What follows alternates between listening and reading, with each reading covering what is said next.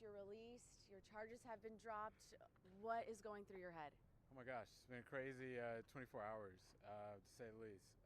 I'm just so thankful to the many people that have raised their voices and have talked about how important this was. Specifically, I want to thank Senator Molly Cook for what she has done, Senator Sarah Elkhart, Representative Ron Reynolds, Deidre Rashid, Jackie Anderson, Candace Matthews, James Smokey Phillips, Dr. Malone, Rob Slater, and Arnetta Murray for raising their voices on this issue. I hear that something came out about me refusing to obey, and my message is that why would I guess a better word to say is, of course I did. Because at the end of the day, the people of this state are looking for someone that's going to fight for them.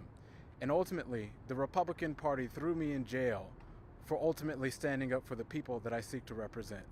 They threw me in jail because I dared to say that it's a disgrace that this economy is in shambles. It's a disgrace that there are people that cannot find work. There's a disgrace that we have someone in the White House that is not listening to the people of our country. And ultimately, what I set forward to do was to raise and talk to the representatives that were on their phones that looked like they were not paying attention and let them know that we will not stand for what they have done. So frankly, I am unapologetic for for what I have done.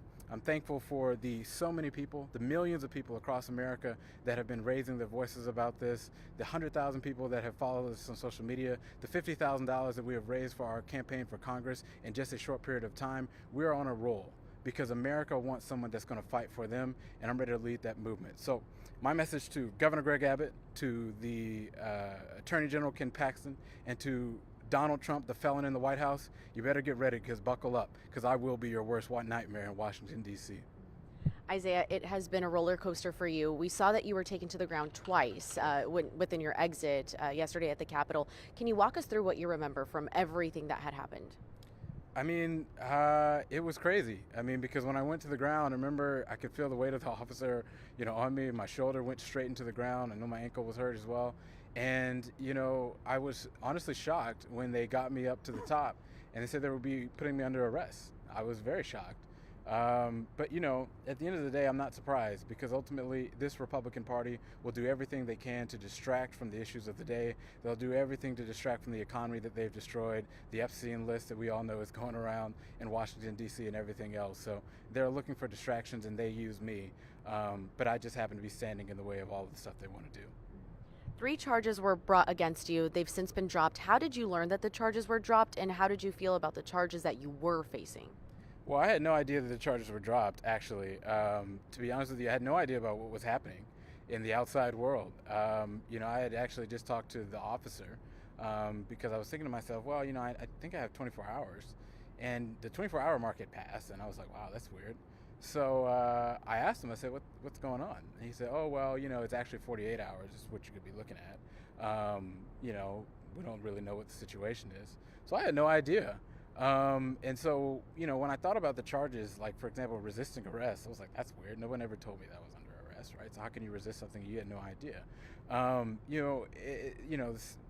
Just so many emotions I had about how absurd the whole concept was to begin with.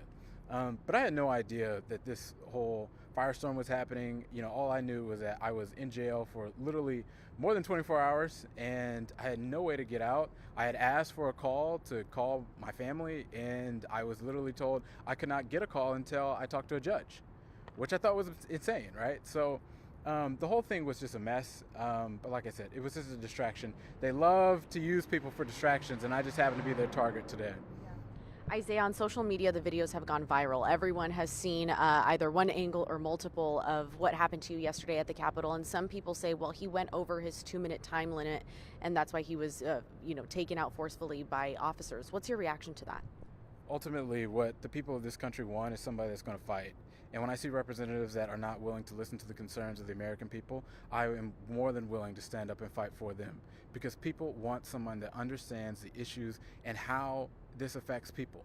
I watched as representatives sat back and they smirked and they laughed as people were talking about how these changing of the lines would affect them, how healthcare cuts and all of that were going to be ending up being a lot worse, because if the Lions were to go forward and more legislation that was bad like that would be able to pass, it would affect them personally.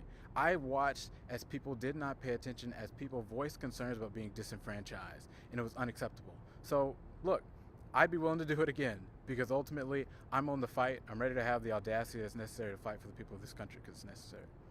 One of my last questions for you, Isaiah, is you're running for Texas 18, which we know is a prestigious district, a historical district, and tomorrow is the hearing in Houston about redistricting. Do you plan to be there? 100%. I will 100% be there. I will 100% fight for our district, and I'll 100% let those same representatives know that tried to silence me, I'm back, and you cannot get rid of me. Isaiah, anything else you want to add that maybe I haven't yet asked you but you think is important to mention? Look, I look forward to getting back into the campaign trail. I look forward to looking those representatives in the eye tomorrow and letting them know that they can't silence me. So, look, I got to get on the road, got to make sure we can get back and talk to everybody on the ground. But look, I just am so thankful to the members of the Texas State Legislature, the members of the community that fought so hard for me to get out, as well as the millions of folks across the internet that have raised their voices. I could not be more eternally grateful. And again, to Texas Republicans, I hate to break it to you, but I'm out and I'm going to be fighting. So good luck. Thank you. Thank you for your time. I'm happy you're safe. Thank you, the Martin family. I appreciate your help so much. Thank you so much. Thank you.